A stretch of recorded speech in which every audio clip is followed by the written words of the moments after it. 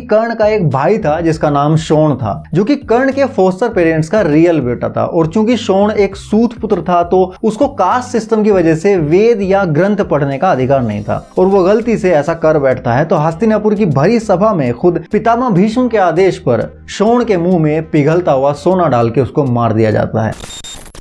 जैसे ये किसी के लिए 9 तो किसी के लिए 6 हो सकता है, दोनों ही सत्य हैं, लेकिन टीवी देखते टाइम हमारी आंखों के सामने चीजें इतनी तेजी से बदलती हैं कि हमारे सबकॉन्शियस माइंड को उन चीजों को एनालाइज करने का टाइम ही नहीं मिलता। वेल आई नो कि इस वीडियो के लिए मैं थोड़ा सा लेट हूं, क्योंकि पहले मैं इस टॉपिक पे वीडियो नहीं बनाने वाला था, बिकॉज कैप्टन बीटू भाई के साथ हुए पॉडकास्ट में ये टॉपिक थोड़ा बहुत डिस्कस हो गया था, तो मुझे लगा लोग समझ जाएंगे। लेकिन जब मुझे इंस्टा पे डीएम आने लगे और काफी सारे लोग बोलने लगे कि प्रेम भाई हमें इस पॉइंट पे आपका पर्सनल टेक जानना है और आपको इस पे एक वीडियो जरूर बनानी होगी, तो लो मेरी जान आ गया मैं लेके एक ऐसे वीडियो जिसमें हम कल की मूवी से रिलेटेड किसी थ्योरी की बात नहीं करेंगे, बल्कि इस मूवी में दिखे कर्ण के कैरेक्टर पे बात करेंगे। या यूं कह सकते हो कि इस वीडियो में हम कर्ण के कैरेक्टर का एनालिसिस करेंगे कि जिस तरह से डायरेक्टर ने इस मूवी में कर्ण को रिप्रेजेंट किया है, क्या वो कैरेक्टर वैसा ही है महाभारत के अंदर, या फिर उसमें कुछ चेंजेस किए गए हैं, या अगर चेंजेस किए गए हैं तो क्यों किए गए हैं, और वो चेंजेस क्या डायरेक्टर के खुद के दिमाग की उपज है या इसके पीछे कुछ और कारण है। और इस वीडियो में तुम्हें एक और बहुत बड़ा जवाब मिलेगा इस मूवी से रिलेटेड कि नाग अश्विन ने क्यों सिर्फ कर्ण के कैरेक्टर को ही चुना इस मूवी के लिए, उसके पीछे उनकी क्या पर्सनल इंटेंशन रही होगी। और यहाँ पे मैं तुम्हें महाभारत से कोई प्रूफ भी नहीं देने वाला हूँ,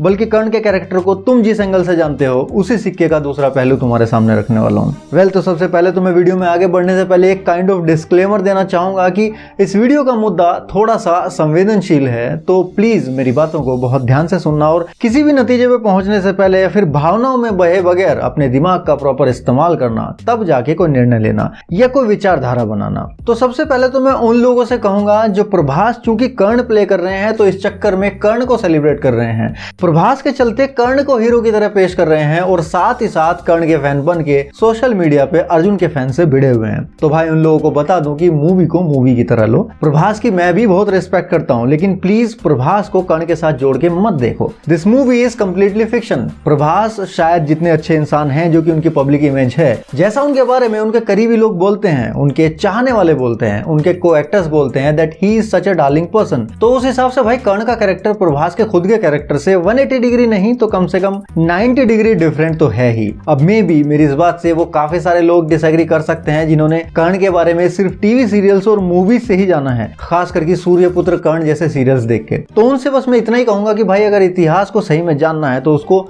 वैसा पढ़ना सीखो जैसा वो है, ना कि टीवी सीरियल्स को देख के उसके बारे में सीखो, क्योंकि टीवी सीरियल्स वालों को चाहिए टीआरपी। उनको कैरेक्टर की कॉम्प्लेक्सिटी में नहीं घुसना, ना ही उसकी साइकोलॉजी को एनालाइज करना है। उनकी वो इंटेंशन होती नहीं है, उन्हें बस ऑडियंस का बेवकूफ बना के ड्रामा क्रिएट करके अपनी टीआरपी बढ़ानी होती है। मैं खुद चूंकि टीवी इंडस्ट्री में काम कर चुका हूं तो मैं अंदर की सच्चाई बहुत अच्छे से जानता हूं।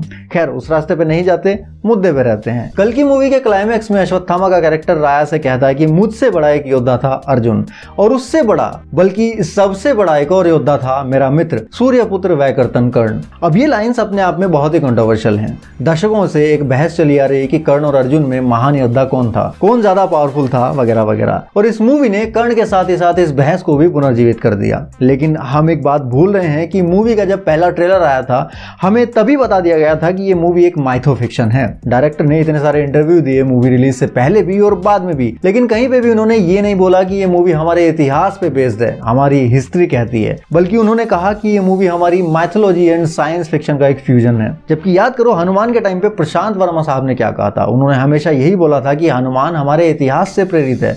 उन्होंने कहीं पे भी माइथोलॉजी शब्द का प्रयोग नहीं किया था। अब इन चीजों को थोड़ा डीप में समझने की जरूरत है। महाभारत हमारी हिस्ट्री है, लेकिन सिर्फ वो महाभारत जो वेद व्यास जी ने लिखा। उसके अलावा महाभारत के वो सारे वर्जन जो आधुनिक काल में अलग अलग लेखकों के पॉइंट ऑफ व्यू से लिखे गए, वो सारे वर्जन माइथोलॉजी हैं। कल की मूवी में हमें जो कर्ण देखने को मिला वो वेद व्यास वाला कर्ण नहीं था, बल्कि वो रामधारी सिंह दिनकर के रश्मि रथी वाला कर्ण है। वो शिवाजी सावंत की बुक मृत्युंजय वाला कर्ण है। वो धर्मवीर भारती के नाटक अंधा युग वाला कर्ण है। वो भास के उरुभंगम वाला कर्ण है। ये वो सारी बुक्स हैं जो महाभारत के डिफरेंट कैरेक्टर्स के पर्सपेक्टिव से लिखी गई हैं। अब सवाल ये आता है कि जब इतनी सारी बुक्स ऑलरेडी लिखी जा चुकी हैं महाभारत पे और उनमें कर्ण को ऑलरेडी डिफरेंट एंगल से दिखाया जा चुका है, तो यहाँ कल्कि मूवी में या फिर सूर्यपुत्र कर्ण जैसे सीरियल्स में जब कर्ण को अलग चश्मे से दिखाया जाता है तो उसमें क्या प्रॉब्लम हो जाती है? तो यहाँ प्रॉब्लम होती है कंज्यूमर टाइप की। बुक पढ़ने वाली जनता और टीवी या मूवी देखने वाली जनता दोनों में जमीन आसमान का फर्क होता है। अब मैं यहाँ जनरलाइज करके बोल रहा हूँ, वरना कुछ लोग हो सकते हैं जिन्हें मूवी और टीवी दोनों में इक्वल इंटरेस्ट आता हो, लेकिन इन जनरल बुक पढ़ने वाली जनता का पेशेंस लेवल, उनकी इंटेलेक्ट, उनकी साइकोलॉजी और उनका आईक्यू लेवल टीवी या मूवी देखने वाली जनता से थोड़ा अलग होता है। बुक वाली जनता आराम से चीजों को पढ़ती है, उसको अपने माइंड में प्रोसेस करती है, एनालाइज करती है, वहां पे दिमाग का बहुत ज्यादा इस्तेमाल होता है। लेकिन मूवीज के केस में ऐसा नहीं होता। इसीलिए टीवी को एक टाइम पे इडियट बॉक्स कहा जाता था, क्योंकि टीवी देखते टाइम हमारी आंखों के सामने चीजें इतनी तेजी से बदलती हैं कि हमारे सबकॉन्शियस माइंड को उन चीजों को एनालाइज करने का टाइम ही नहीं मिलता। इसलिए कभी भी आम जनता किसी मूवी को डीपली एनालाइज नहीं कर पाती। इसीलिए जब भी कोई टीवी सीरीज या मूवी ऐसी आती है जो किसी कैरेक्टर को एनालाइज करने की कोशिश करके डीप में जाने की कोशिश करती है, तो वो ज्यादातर बोरिंग ही होती है। सब नहीं, लेकिन ज्यादातर ऐसा ही होता है। और आज की ज्यादातर जनता का अटेंशन स्पैन और पेशेंस तो 1 मिनट की रील्स और शॉर्ट्स ने वैसे ही बर्बाद करके रखा हुआ है। तो ऐसे में उनसे अगर ये एक्सपेक्ट कर लिया जाए कि वो काचा बादाम छोड़ के बैठ के महाभारत की मोटी मोटी 7-8 वॉल्यूम पढ़ेंगे, तो हमसे बड़ा बेवकूफ शायद ही कोई होगा। खैर, अब कई लोग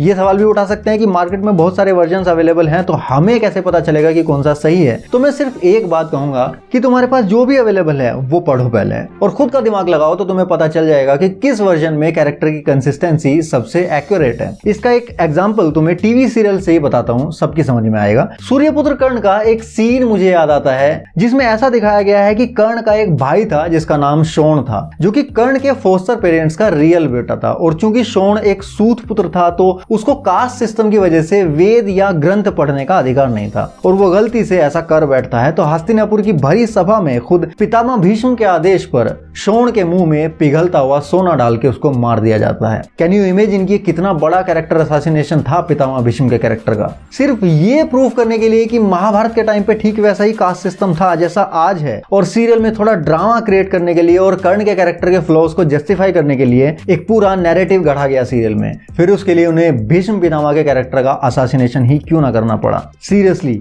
वो पितामह भीष्म जो युद्ध के बाद शरशैया पे जब पड़े हुए थे, तो स्वयं श्री कृष्ण भ्राता युधिष्ठिर से कहते हैं कि महाराज, अब आप पितामह भीष्म से धर्म की शिक्षा ग्रहण कीजिए। तब पितामह कहते हैं कि धार्यति इति धर्म। वहां वो महाराज युधिष्ठिर के साथ ही साथ हमें भी धर्म के बारे में एक लंबा चौड़ा उपदेश देते हैं। और वही भीष्म एक टीनेजर को सिर्फ इसलिए पिघला सोना पिला के मार डालते हैं कि उसने सिर्फ कुछ श्लोक पढ़ लिए थे। This is called character inconsistency. खैर, तो हम वापस कल की मूवी में दिखाए कर्ण पे आते हैं। मैं जब लास्ट वीक योगी भाई के डीडीसी के पॉडकास्ट पे गया था, तो वहां पे उन्होंने मुझसे ये सवाल पूछा था कि क्या मैं कल की मूवी से कुछ ऐसा है जो रिमूव करना चाहूंगा? तो मैंने उन्हें जवाब दिया था कि यस, मैं क्लाइमैक्स में जो दिखाया गया कि स्वयं श्री कृष्ण अर्जुन से कह रहे हैं कि कर्ण तुमसे ज्यादा बड़ा योद्धा है, उसने तुम्हारे रथ को बजरंग बली और मेरे रहते हुए पीछे धकेल दिया, इस सीक्वेंस को मैं मूवी से निकालना चाहूंगा। क्योंकि यहाँ पे भी कर्ण को पावरफुल दिखाने के लिए अर्जुन को थोड़ा सा डाउन करके दिखाया गया है, जबकि ये सीक्वेंस एक्चुअल महाभारत में है ही नहीं। ये सीक्वेंस 1967 के मृत्युंजय के बाद मार्केट में आया। हम भी जब छोटे थे तो इस सीक्वेंस के कई वर्जन हमारे दादा दादी ने हमें सुनाए थे। तो यहाँ मैं मेकर्स को भी गलत नहीं बोल रहा हूँ, उन्होंने भी वही पर्सपेक्टिव दिखाया जो ऑलरेडी मार्केट में अवेलेबल है। लेकिन यहाँ पे हम एक और बेनिफिट ऑफ डाउट मेकर्स को दे सकते हैं कि चूंकि ये सीक्वेंस हमें अश्वत्थामा के पॉइंट ऑफ व्यू से दिखाया गया, तो हो सकता है कि ये अश्वत्थामा की सोच हो सकता है ये उसका सच हो। जी हाँ, अलग अलग लोगों के अलग अलग सत्य हो सकते हैं। जैसे ये किसी के लिए 9 तो किसी के लिए 6 हो सकता है, दोनों ही सत्य हैं लेकिन तथ्य नहीं। तो यहां मैं ये कहना चाहता हूं, ये मान के चल रहा हूं कि नेक्स्ट मूवी में डायरेक्टर इस सीक्वेंस को थोड़ा और इलेबोरेट करके दिखाएंगे तो ज्यादा बेटर रहेगा, ताकि इसका कॉन्टेक्स्ट और सटल हो सके। दूसरी बात, कर्ण के कैरेक्टर को ही डायरेक्टर ने मूवी के लिए क्यों चुना? तो इसका सीधा सा जवाब है कि कर्ण एक ऐसा कैरेक्टर है जिसके साथ आम इंसान बहुत जल्दी रिलेट कर लेता है। क्यों? क्योंकि कर्ण एक आदर्श कैरेक्टर नहीं है, बल्कि वो एक काफी ज्यादा फ्लॉड कैरेक्टर है। वो हीरो नहीं है, लेकिन वो विलन भी नहीं है, वो लिटरली एक आम आदमी है। कर्ण में हमें ऐसी लगभग सारी कैरेक्टरिस्टिक्स मिल जाएंगी जो एक आम इंसान के अंदर होती हैं। He was a loyal friend, but उसकी दोस्ती, उसकी लॉयल्टी ब्लाइंड थी। उसको साफ दिख रहा था कि उसका दोस्त गलत रास्ते पे है, लेकिन उसने अर्जुन से अपने कंपटीशन के चलते, खुद को साबित करने के अपने भाव के चलते दुर्योधन को कभी गलत करने से नहीं रोका। आम आदमी जब किसी पे भरोसा करता है तो ऐसा ही ब्लाइंड फेथ रखता है। Karna was an impatient character, so as a normal human being. जैसे कर्ण खुद को हमेशा साबित करने में लगा रहता था, वैसे ही हम लोग भी लाइफ में हर वक्त कहीं ना कहीं ये साबित करने में लगे रहते हैं कि हम भी कुछ कर सकते हैं लाइफ में, हम भी कुछ बन सकते हैं, हम भी अपना नाम बना सकते हैं। और इसमें कोई बुराई नहीं है, लेकिन हमें बस उस गलती से बचना है जो कर्ण ने की। खुद को साबित करने के चक्कर में सही गलत का जो फर्क सामने दिख रहा होता है उसको धुंधला नहीं करना, नजरअंदाज नहीं करना। अगर ऐसा करोगे तो तुम कब अर्जुन से कर्ण बन जाओगे तुम्हें खुद पता नहीं चलेगा। कब केशव तुम्हारे जीवन रूपी रथ की डोर को छोड़ के चले जाएंगे तुम्हें एहसास भी नहीं होगा। कर्ण की सबसे बड़ी प्रॉब्लम थी कि उसकी खुद की लाइफ में जो कुछ भी उसके साथ हुआ उसने उसकी जिम्मेदारी लेने की बजाय हमेशा उसका ठीकरा दूसरों के सर पे फोड़ा। रही बात यह कि कर्ण महान योद्धा था या अर्जुन, या दोनों के बीच युद्ध होता था, कौन जीतता, तो उसका जवाब तुम्हें कैप्टन बिट्टू भाई के साथ हुई मेरी कन्वर्सेशन में मिल जाएगा। वो वीडियो देख लेना, वो जवाब थोड़ा लंबा चौड़ा है। वैसे अगर तुम्हें सही में कर्ण के कैरेक्टर को समझना है तो तुम्हें एपिक टीवी के सीरियल धर्म क्षेत्र के कर्ण वाले एपिसोड को जरूर देखना चाहिए। ये हाईली रिकमेंडेड है मेरी तरफ से।